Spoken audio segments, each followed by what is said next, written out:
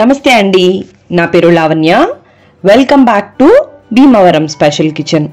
ఈరోజు నేను మీకు కట్టె పొంగల్ని ఎలా ప్రిపేర్ చేసుకోవాలో చూపిస్తున్నానండి. పక్కా కొలతలతో టెంపుల్ స్టైల్లో 100% ది బెస్ట్ టేస్ట్ ఎలా తెప్పించుకోవాలో నేను మీ వీడియోలో క్లియర్గా ఎక్స్ప్లెయిన్ చేస్తున్నాను.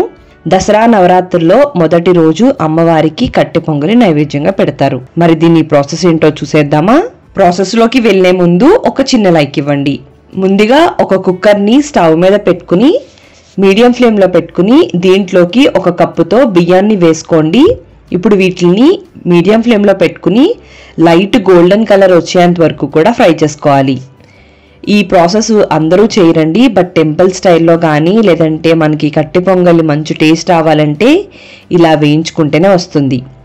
ఈ విధంగా రైస్ లైట్ గోల్డెన్ కలర్లోకి చేంజ్ అయిన తర్వాత దీన్ని ఒక వేరొక బౌల్లోకి ట్రాన్స్ఫర్ చేసేసుకుని ఇప్పుడు అదే కుక్కర్లోకి అరకప్పు నుంచి ఒక కప్పు వరకు కూడా పెసరపప్పును వేసుకోండి.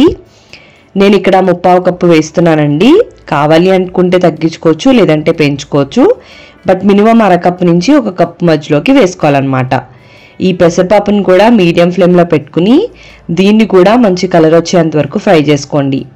ఈ విధంగా కలర్ వచ్చిన తర్వాత స్టవ్ని ఆఫ్ చేసేసుకుని ఇప్పుడు పెసరపప్పు రైస్ని రెండింటిని కూడా కలిపేసుకుని కొద్దిగా చల్లారిన తర్వాత వీటిని శుభ్రంగా ఒక 2-3 సార్లు వాష్ చేసేసుకోండి. ఇప్పుడు దీంట్లోకి వాటర్ పోసుకోవాలండి. యూజువల్గా 1కి 2 వేస్తాం కదా, బట్ కట్ పొంగల్ కోసం మనం దీంట్లోకి 3 కప్పులు వేసుకోవాలి. 1 కప్ రైస్కి 3 కప్పులు వేసుకున్నాను. అలానే 3/4 కప్పు పెసరపప్పుకి 2/4 కప్పుల దాకా కూడా వాటర్ వేసుకున్నాను. అలానే ఎక్స్ట్రాగా మరొక కప్పు వాటర్ని కూడా పోసేసుకుని ఇప్పుడు దీంట్లోకి మిరియాలు కచ్చాబచ్చాగా దంచుకుని వేసుకోవాలండి. దానికోసం దంచుకునేది తీసుకుని దాంట్లోకి ఒక 10 మిరియాలను వేసుకుని జస్ట్ కొద్దిగా క్రష్ అయ్యేంత వరకు, అంటే కచ్చాబచ్చాగా అయ్యేంత వరకు కూడా దంచుకుని ఇప్పుడు ఈ వాటర్లోకి ట్రాన్స్ఫర్ చేసేసుకోండి. అలానే దీంట్లోకి ఒక 1/2 టీ స్పూన్ దాకా జీలకర్ర, అలానే 1 టీ స్పూన్ నెయ్యిని కానీ నూనె కానీ వేసుకోండి. నెయ్యి వేస్తే టేస్ట్ బాగుంటుంది.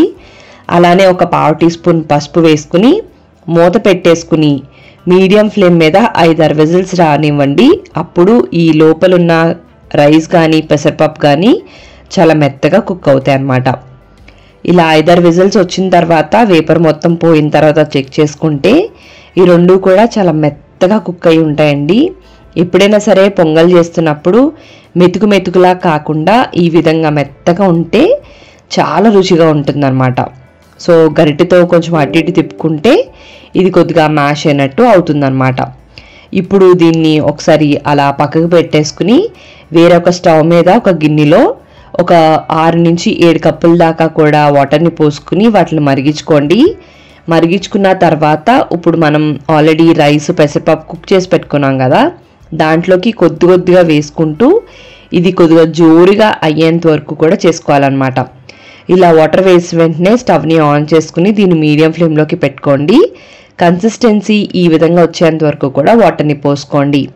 చల్లారిపోయిన నీళ్ళు కాకుండా వేడి నీళ్ళు పోసుకుంటేనే బాగుంటుంది అండి. ఇప్పుడు దీంట్లోకి 1.5 టీ స్పూన్ దాకా కూడా ఉప్పు వేసుకోండి. మరొకసారి ఇదంతా కూడా కలిసేలాగా బాగా కలిపేసుకోండి. ఇప్పుడు మీడియం ఫ్లేమ్లో పెట్టుకుని ఒకవైపు ఇది కుక్ అవుతుండగా మరొక స్టవ్ మీద మనం తాలింపు వేసుకుందాం. దానికోసం స్టవ్ని ఆన్ చేసుకుని ఒక ప్యాన్ని పెట్టుకుని దాంట్లోకి ఒక 2-3 స్పూన్ల దాకా కూడా నెయ్యి వేసుకోండి. కావాలంటే ఆయిల్ కూడా వేసుకోవచ్చు, కానీ ఇలా నెయ్యితో తాలింపు వేస్తేనే బాగుంటుంది. ఇప్పుడు దీంట్లోకి 1 టీ స్పూన్ మిరియాలు, 1 అంగుళం అల్లాన్ని ఇలా ముక్కలుగా కట్ చేసుకుని వేసుకోండి. 1 టీ స్పూన్ జీలకర్ర, అలానే 2-3 పచ్చిమిరపకాయలు మీ కారాన్ని బట్టి, 2-3 రెమ్మల కరివేపాకు, అలానే కొన్ని జీడిపప్పులు కూడా వేసుకోండి. ఇప్పుడు ఇవన్నీ కూడా మంచిగా దోరగా అయ్యేంత వరకు కూడా సిమ్లో మాత్రమే పెట్టుకుని వేయించుకుంటే బాగుంటుంది. తాలింపు ఇలా ఆల్మోస్ట్ వేగిపోయింది అనిపించుకుని ఒక 1/2 టీ స్పూన్ పసుపు కూడా దీంట్లోకి వేసేసుకుని ఇవన్నీ కూడా బాగా వేగేంత వరకు వేయించుకోండి. ఈ లోపు మనం పక్కన కట్ పొంగల్గా రెడీ చేసుకున్నాం చూడండి, అది కూడా ఇలా కుక్ అవుతూ ఉంటుంది. ఇలా కుక్ అవుతున్నప్పుడు తాలింపు కూడా రెడీ అయిపోతే తాలింపు మొత్తం అంతా కూడా దీంట్లోకి వేసేసుకుని మొత్తం అంతా కలిసేలా కలుపుకుని జస్ట్ 1 నిమిషం పాటు ఇలా గ్యాస్ మీద ఉంచేసుకుని ఆ తర్వాత దీన్ని ఒక బౌల్లోకి ట్రాన్స్ఫర్ చేసేసుకుని నైవేద్యం సమర్పించేసుకోండి. దీంట్లోకి పల్లీ చట్నీ కానీ సాంబార్ కానీ వేసుకుని తింటే చాలా బాగుంటుంది. అప్పుడప్పుడు బ్రేక్ఫాస్ట్లో కూడా దీన్ని మనం సర్వ్ చేసుకోవచ్చు అనమాట. మరి మీకు ఈ వీడియో నచ్చినట్టయితే లైక్ చేయండి, కామెంట్ చేయండి, మీ ఫ్రెండ్స్కి, రిలేటివ్స్కి అందరికీ షేర్ చేయండి. మీరు నా ఛానల్ని ఫస్ట్ టైం చూస్తున్నట్టయితే సబ్స్క్రైబ్ చేసి పక్కనే ఉన్న బెల్లో ఆల్ అని ప్రెస్ చేయడం మర్చిపోకండి. థ్యాంక్ యూ అండి. మరి మళ్ళీ వీడియోలో కలుద్దాం.